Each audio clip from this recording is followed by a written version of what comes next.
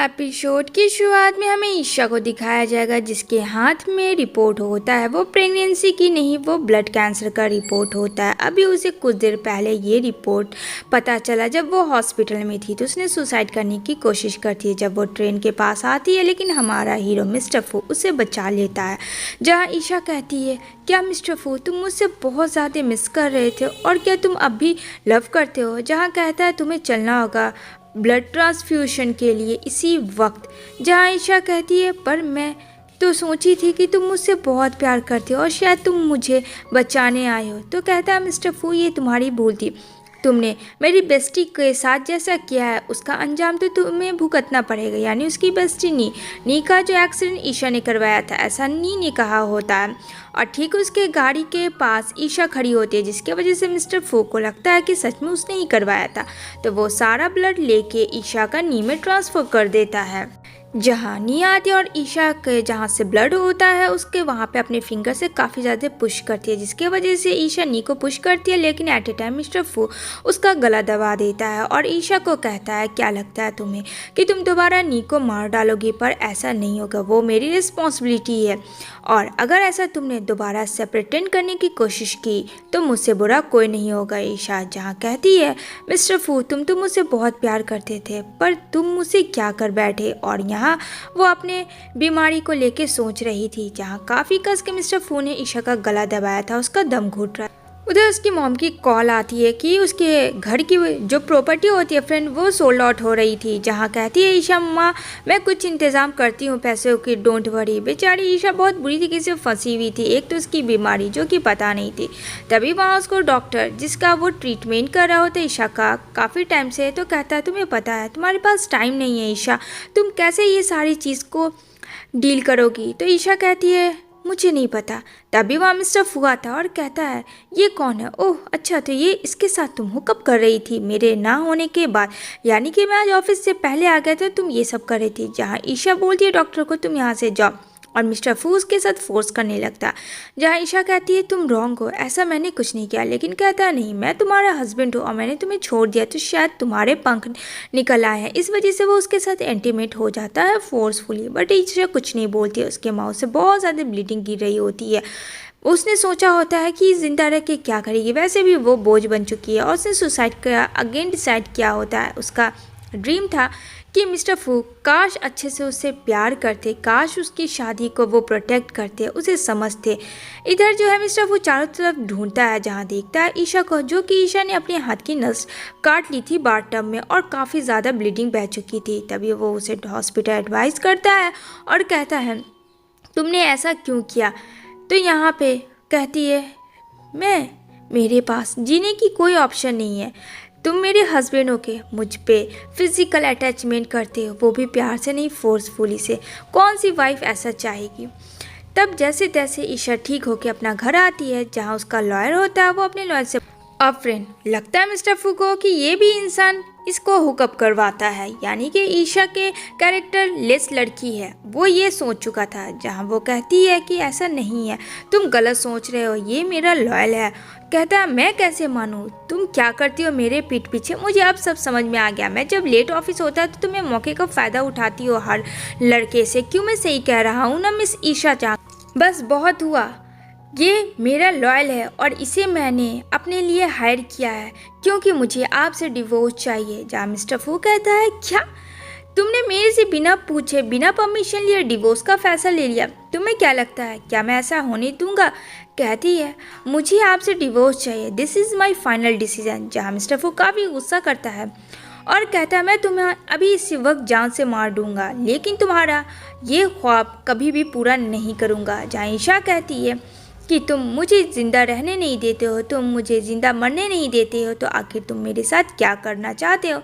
कहता है, ये बताओ कि तुम मुझसे डिवोर्स क्यों लेना चाहती हो? क्योंकि ईशा कहती है, मैं तुमसे तंग आ चुकी हूँ, अब मैं और ट्रोल नहीं होना चाहती हूँ तुमसे, इस वजह से मैंने डिसीज़न किया है। जबकि फ्रेंड असल में बात ये था कि ईशा के पास टाइम कम था, इसलिए वो मिस्टर फू के नज़दीक के बगैर दूरियां बना रही थी। जहाँ मिस्टर फू ईशा को रूम में बंद कर देता है और बाहर अपना एंजॉयमेंट करने के लिए चला जाता है।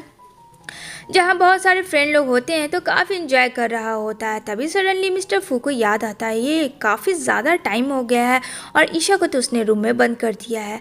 यहाँ पे कहता है चलो तुम लोग इंजॉय करो, मैं अब कल आऊँगा।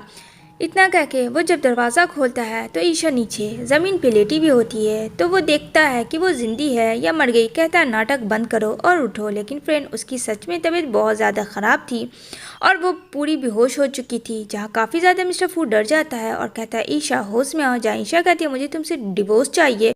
जहाँ मिस्टर फू कहता है मतलब कि लड़की मर जाएगी, बट इसका एटीट्यूड नहीं जगा, इसे अभी भी डिवोर्स ही चाहिए, पहले हॉस्पिटल चलो बाद में डिवोर्स लेती रहना। वो गुस्से में कहता है और उसे हॉस्पिटलाइज करवाता है। जहाँ ईशा की काफ़ी ज़्यादा तबीयत ख़राब हो रही होती है, उसे लंग्स में भी अब प्रॉब्लम आ चुके होते हैं, उसकी सांस भी नहीं जा रही होती है। मिस्टर फू ये सब देख के काफ़ी ज़्यादा वरिड हो गया था कि कोई ये 24 आवर्स में इतना सीरियस कैसे हो जाएगा। लेकिन फ्रेंड डॉक्टर को तो पता था कि उसका 24 आवर्स से नहीं, उसका ब्लड कैंसर की वजह से उसे ये प्रॉब्लम है। जहाँ मिस्टर फू कहता है अरे तुम तो वही हो जो मेरे घर आए थे। जहाँ डॉक्टर कहता है कि अच्छा तुम्हें ये याद है, लेकिन तुम्हें ये याद नहीं है कि तुम अपनी वाइफ के साथ किस तरीके का रिएक्ट करते हो।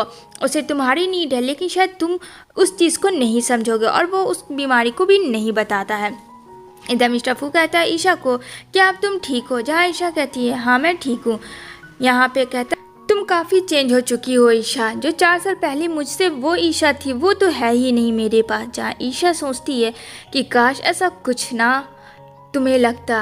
और तभी उसकी मॉम का कॉल आता है कि मैंने उस घर के बारे में डील कर लिया है, एक बार तुम अपने डैड से बात कर लो। कहती है ठीक है मॉम। अब वो डैड से बात करती है जहाँ उसके डैड काफ़ी ज़्यादा कर्ज में डूबे थे और यहाँ पे ईशा को फ़ोन करके कहते हैं बेटा मुझे माफ़ कर देना। कहती है ईशा डैड सारी बंदोबस्त कर ली है मॉम ने, लेकिन फ्रेंड कोई फ़ायदा नहीं होता और वो जो है मर जाते हैं। जहाँ ईशा के मुंह से ब्लड गिरता है और वो ज़मीन पे गिर जाती है और कहती है मिस्टर फू ये सब तुम्हारे वजह से हुआ है। अगर आज तुम मुझे इस तरीके से ज़ोर ज़बरदस्ती करके अपने घर में नहीं रखते तो आज मैं अपने डैड को ज़िंदा देख पाती। जहाँ ईशा जो है पागल हो गई थी, क्योंकि फ्रेंड अब उसकी लाइफ में तो कुछ था ही नहीं। थोड़ा देर उसकी पहले मॉम ने कॉल की थी और उसकी मॉम ने भी खुदकुशी कर ली थी एंड देन उसके डैड ने भी सुसाइड कर लिया था। अब यहाँ पे टाइम के साथ थोड़ा थोड़ा वक्त बीतता है। जहाँ ईशा को मिस्टर फू काफ़ी ज़्यादा केयर करते हैं, क्योंकि उसे अब पता चलता है कि उसके साथ तो अब कोई नहीं है, जो भी है वो मिस्टर फू ही है। यहाँ पे ईशा बोलती है मैं आती हूँ थोड़ा बाहर से, लेकिन मिस्टर फू का हमेशा शक होता है कहीं वो किसी और के साथ तो नहीं है। जहाँ मिस्टर फू कहते हैं मैं भी तुम्हारे साथ चलूँगा, तो कहती है ठीक है। वो लोग जा रहे होते हैं एक कंपनी को देखने के लिए, लेकिन सामने से एक कार आ रही होती है। जहां मिस्टर फू का थोड़ा सा ध्यान हटता है और वहां कार एक्सीडेंट उन दोनों हस्बैंड वाइफ का हो जाता है, जो कि फ्रेंड ये एक्सीडेंट किसी और ने नहीं ईशा के स्टेप ब्रदर ने करवाया होता है। और वो काफ़ी ज़्यादा डर जाता है और वहाँ से भाग जाता है।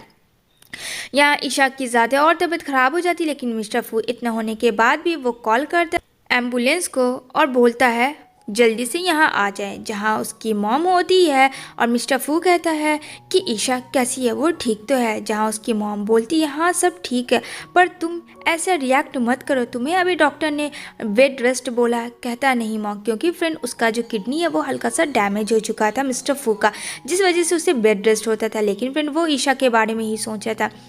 यहाँ क्यों उसे पता चल जाता है कि ईशा को ब्लड कैंसर है, उसकी मॉम ने उसे कह दिया होता है। जहाँ मिस्टर फू सब कुछ को लेके बहुत ज़्यादा रियलाइज़ कर रहे होते हैं और कहते हैं ईशा मैं तुम्हें डिवोर्स दे दूँगा, तुम यही चाहती थी ना, लेकिन प्लीज़ तुम उठ जाओ, मैं तुम्हारे बिना नहीं रह सकता हूँ। फ्रेंड रियलाइज़ तब इंसान को होती है जब काफ़ी देर हो जाता है। अब इधर नी आती है, जहाँ मिस्टर फू नी के बारे में भी समझ जाता है और कहता है कि तुमने जानबूझ के ईशा के ऊपर ब्लेम किया था, मुझे उसी वक्त तुम्हारी बात माननी चाहिए थी, लेकिन चलो जाओ यहाँ से। यहाँ पे उसकी मॉम उसे लेकर चली जाती है।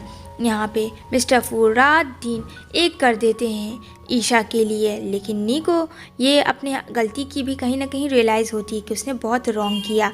अब यहाँ पे मिस्टर फू 1 दिन 2 दिन 3 दिन ऐसे टोटल 10 दिन हो चुके होते हैं उनके हॉस्पिटल में। इधर डॉक्टर भी कहता है मिस्टर फू को कि तुम्हें भी रेस्ट करनी चाहिए, लेकिन यहाँ पे वो मानता नहीं है।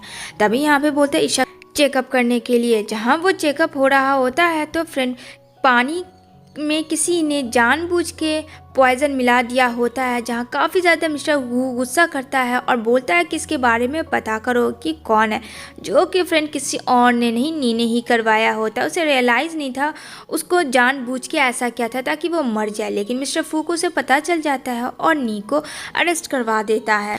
अब धीरे धीरे वक्त के साथ वो ठीक हो जाते हैं, जहाँ वो दोनों घर आते हैं और दोनों एक दूसरे के साथ रोमांस करते हैं।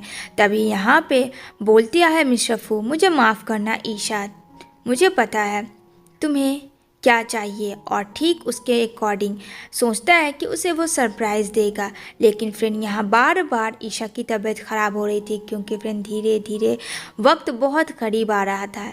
इस वक्त को करीब से देख रहा था मिस्टर फू। तभी वहाँ पे वो उसके लिए एक बिग सरप्राइज़ करता है, जो कि उसकी वेडिंग की होती है अगेन, जहाँ ईशा बहुत खुश होती है, जो कि उसका ड्रीम था। लेकिन फिर वो स्टेज पे जाते जाते बेहोश हो जाती है, क्योंकि फ्रेंड उसकी खुशी के साथ उसकी बीमारी भी बढ़ चुकी थी और मुंह से काफ़ी ज़्यादा ब्लीडिंग आने लगती है और कहती है, मिस्टर फू मुझे माफ़ कर देना, मैं चाहकर भी आपका साथ नहीं दे पाई।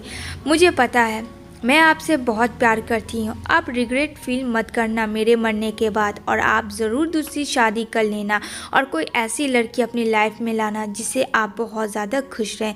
यहाँ पे मिस्टर फू कहता है, ईशा पर तुमने प्रॉमिस किया था ना कि तुम मुझसे शादी करोगी। लेकिन फ्रेंड देर काफ़ी हो जाती है और इंसान तब कुछ नहीं देखता है अपनी गलती, क्योंकि उसने बहुत पहले ही उसे खो चुका होता है और ईशा की वहीं पे डेथ हो जाती है। मिस्टर फू वहाँ अकेले रह जाते हैं। इसी के साथ फ्रेंड ये मूवी एंड होती है। तो आप लोग बताना मिस्टर फू के साथ सही हुआ या गलत।